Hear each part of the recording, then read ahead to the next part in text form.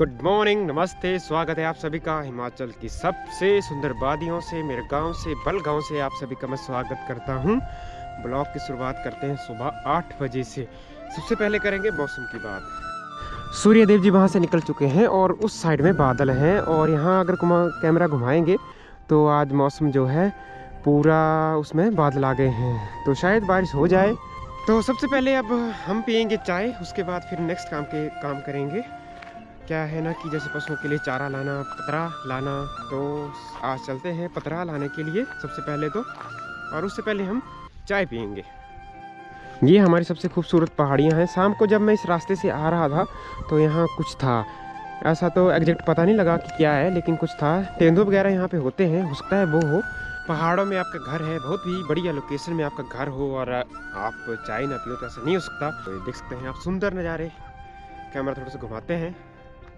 ये ना सबसे टॉप वाली जगह ही कह सकते हैं इस एरिया की, पहाड़ी की। तो यहाँ से जो खड्ड है ना, आपको दिखाऊंगा मैं, वहाँ है नीचे उस जगह में, उस एरिया में खड्ड है। और ये स्टार्ट कहाँ से हो जाती है, थोड़ा सा इस साइड आते हैं, यहाँ से स्टार्ट होती है, इस साइड से होकर के वो नीचे जाती है, वहाँ मिल जाती है। फिर वहाँ ऊपर वाली भी एक और आती है, वहाँ से यहाँ मिल जाती है। यहाँ से होते हुए ये जाती है सीधा नीचे, सामने जब लास्ट में पहाड़ी देख रहे हैं इस वाली, वहाँ से होकर के फिर नीचे को जाएगी और संदौड़ से होकर के ब्यास नदी में जाकर के मिलती है।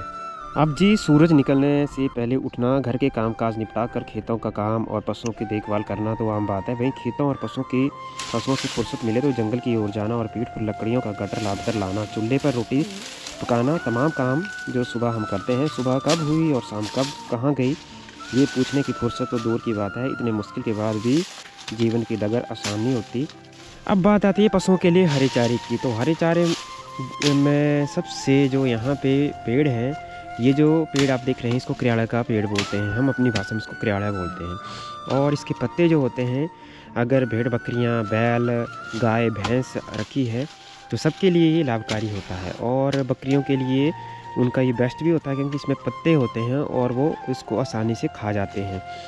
और अगर ऐसे ही डालेंगे आप तो वो लकड़ियाँ तक भी नहीं छोड़ते हैं। जैसे गाय बैल को डाल दिए तो वो भी इसको बड़े आसानी से खा जाते हैं। तो दूध देने वाले पशु जैसे गाय भैंस होगी तो उन्हें अगर डालेंगे तो इससे दूध देने की क्षमता जो है वो बढ़ जाती है। तो यहाँ हरे जो पेड़ होते हैं इनको ज़्यादा जो है पशुओं को खिलाया जाता है। हमारे यहाँ क्या होता है ना, पहाड़ों में पेड़ जो होते हैं वो बिल्कुल सीधे उगते हैं। और दूसरी बात होती है कि ज़मीन जो होती है ना वो समतल नहीं होती है, वो ढलानदार ज़मीन होती है, लेकिन पेड़ जो होते हैं ना वो बिल्कुल सीधे उगते हैं। और ये भी एक बहुत बड़ी बात है, जैसे कि अब ज़मीन सीधी नहीं है, समतल नहीं है, लेकिन पेड़ बिल्कुल सीधे होते हैं। यहाँ पर तरह तरह के पेड़ पाए जाते हैं। और आपको पता ही होगा कि इस धरती पर सबसे तेज़ बढ़ने वाला पेड़ कौन सा है, तो वो है बांस। बांस सबसे तेज़ी में बढ़ता है और वो भी यहाँ सबसे ज़्यादा पाए जाते हैं। यहाँ पेड़ों की अलग अलग तरह की किस्में मिलती हैं जो पशुओं के लिए बहुत ही लाभकारी होती हैं। जैसे हरे पत्ते उनमें होते हैं और जी पशुओं के लिए, दूध के लिए भी बहुत ज़रूरी होते हैं। और पहले के टाइम में भी और आज में भी इनका यूज़ किया जाता है। जैसे कि ये आप देख सकते हैं, ये है क्रियाड़े का पेड़। पत्ते इसके जो हैं इस तरह से होते हैं और इसका पेड़ जो है, मैं अभी इसकी टहनियाँ आगे से ले रहा हूँ और इसको पत्ते अलग करूँगा। उसके बाद जो टहनियाँ बचेंगी वो लकड़ियाँ जलाने के काम आ जाएगी। तो दो तरह से इनका यूज़ किया जाता है। जो यहाँ गाँव में या पहाड़ों में जो निचले क्षेत्र हैं या ऊपरी क्षेत्र हैं, जहाँ जहाँ ऐसे पेड़ पाए जाते हैं उनका यूज़ जो है ऐसे किया जाता है। जब कोई भी व्यक्ति यहाँ पहाड़ों में छुट्टी करता है, जैसे छुट्टी वाले दिन है, घरों में रहता है, तो काम के साथ ही उसका दिन ख़त्म हो जाता है। जैसे सुबह से ही काम स्टार्ट हो जाता है, सूर्य निकलने से पहले ही काम स्टार्ट हो जाता है। और जी कब शाम हो जाती है कुछ पता ही नहीं चलता है, क्योंकि काम इतना ज़्यादा होता है कि दिन का पता ही नहीं चलता है कि कब शाम हो गई है ना। वहाँ चलते हैं उस साइड को आज, और वहाँ से दिखाते हैं हम जिस साइड खड़े हैं उस साइड का व्यू कैसे आता है। उस साइड चलते हैं।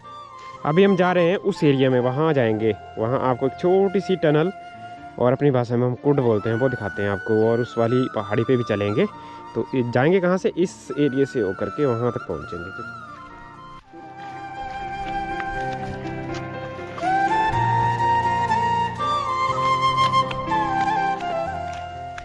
अभी हम पहुँचे हैं आधे रास्ते में, हम आ गए हैं वहाँ से होकर के यहाँ इस साइड को यहाँ पहुँचे। अभी भी दूर है, वो रही नीचे, वहाँ पे जाना है, फिर उस वाली पहाड़ी पे जाना है।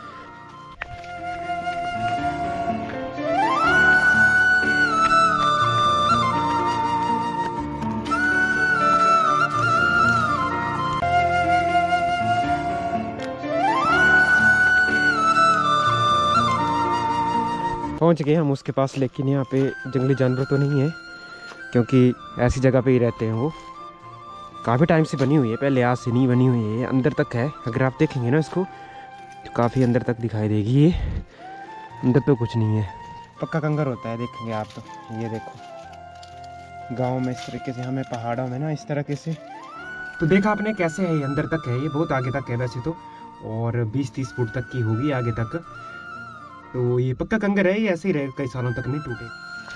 यहाँ पर जो आप इसको देख रहे हैं, ये पुराने टाइम में बनी हुई, या खाती भी इसको कह सकते हैं, या छोटी सी टनल भी बोल सकते हैं। टनल नहीं बोल सकते, लेकिन इसको ना हम अपनी भाषा में कुड टाइप बोलते हैं। ये पक्के कंगर में बनाई जाती है। और ये ज़मीन जो है ना, ये कंगर कहते हैं उसको। मैं अपनी वीडियो में आपको बताता भी रहता हूँ कि हम जहाँ रहते हैं वहाँ 3-4 फुट तक ही मिट्टी है, और उसके नीचे कंगर मिल जाता है।